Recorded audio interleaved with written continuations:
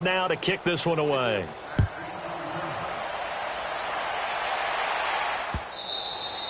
And this will not be returnable. It's out of the back of the end zone for a touchback. The Redskins offense now, they get set to take over here. They're sort of seeing themselves spiral out of control. Let's see if they can get things back on track. And this is where the coach is walking that line of being calm and really being firm with his team. Had one tell me once, when we were having a tough patch, this too shall pass, this too shall pass. And finally we kept having a rough patch. He said, but you got to do something to make it pass. And that's what they have to do. They've got to get some control back, get themselves reasserted, and calm things down. See if they can get calm and reassert themselves here.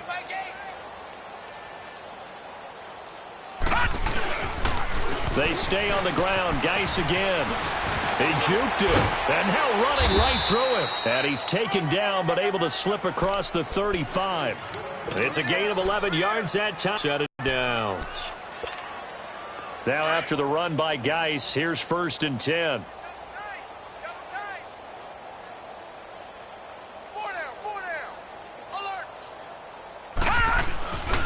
Now back to throw. Eluding the pressure right. And incomplete as he was knocked as he threw it. And it took the ball off course.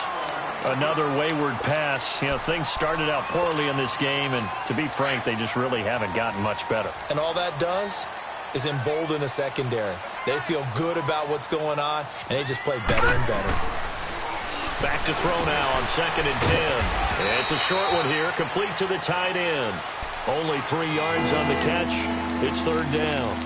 One thing I think that's safe to say defensively, the tackling's been really good. And because of that, it's been very, very hard for them to move the ball because you're not getting the benefits of run after catch. They're tackling them almost on the spot. That means you have to run extra plays, harder to move it.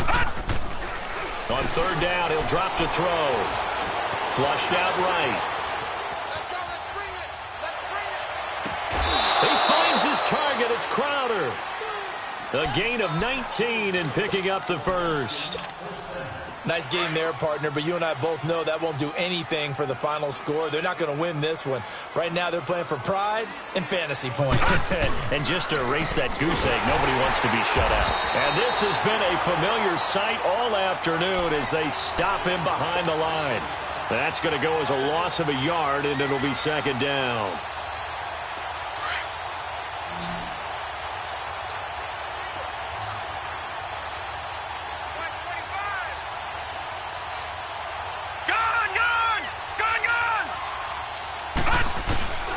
They'll set up a throw. He's got Thompson here, complete. And he's taken down inside the 30. They give him 13 yards there on the play and a fresh set of downs.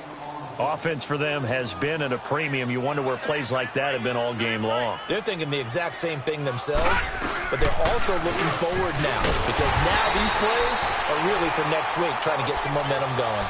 It's a loss of a yard there, and now 2nd down. Brandon, that play typifies what we've seen from the offense all day long. They've had no success getting things going. I think for the offensive coordinator, he's got to go to that side of the play sheet that says try something different, try some specials, something they haven't seen all day to try and get this offense kick-started. Now they go screen. It's complete. And he'll lose yardage. Brought down at the 32. That'll set him back with a loss of 3 on the play.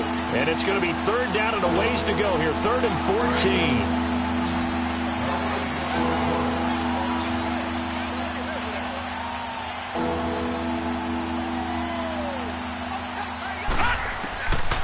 They'll set up to throw.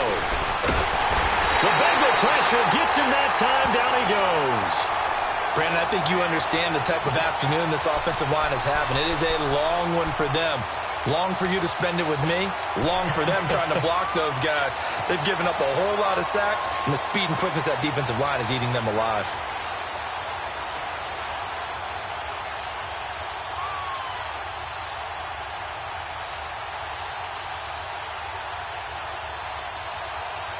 And they're indeed going to go for it here on 4th down.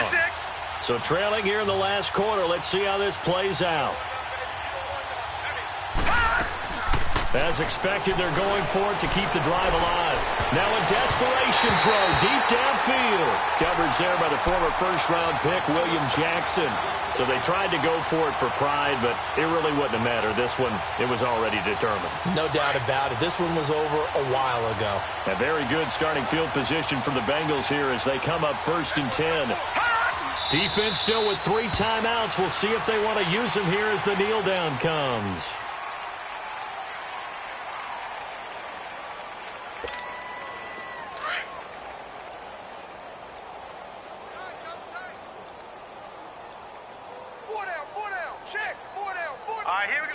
And they'll indeed take a knee.